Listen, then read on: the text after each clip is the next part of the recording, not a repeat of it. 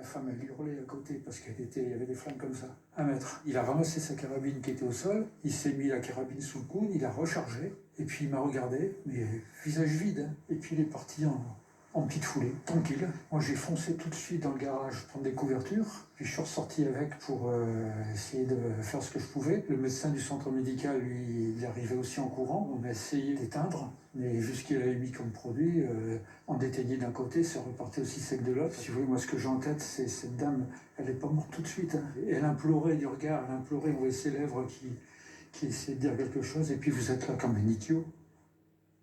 Voilà, également, on voulait vous dire qu'en fin d'après-midi, Éric Dupond-Moretti, le ministre de la Justice et garde des Sceaux, sera en déplacement à Rouen justement pour aborder cette question du féminicide. On file à Mérignac, on vous retrouve donc Antoine Hollard. On en sait plus sur le profil du conjoint de la victime. Oui, effectivement, hier, la procureure de Bordeaux a dressé le portrait d'un homme violent avec des problèmes manifestement d'alcool, un récidiviste, surtout condamné à 7 reprises depuis 2004, notamment pour des faits d'ivresse au volant, de violence avec arme et également donc de violence conjugale. Ça, c'était en juin dernier. Il avait alors tenté d'étrangler sa femme, il lui avait brisé le larynx.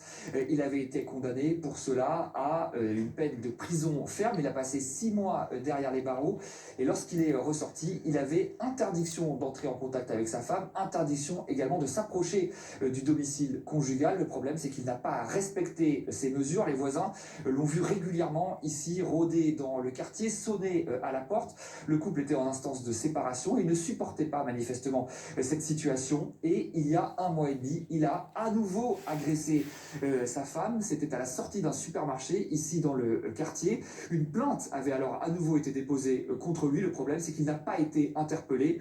Les policiers expliquent qu'ils n'ont pas réussi à le localiser. L'adresse qu'il avait fournie en sortant de prison n'était pas la bonne. C'était l'adresse de sa sœur, sauf qu'il ne logeait pas là-bas. Alors, y a-t-il eu des dysfonctionnements au niveau de son suivi lorsqu'il est sorti de prison?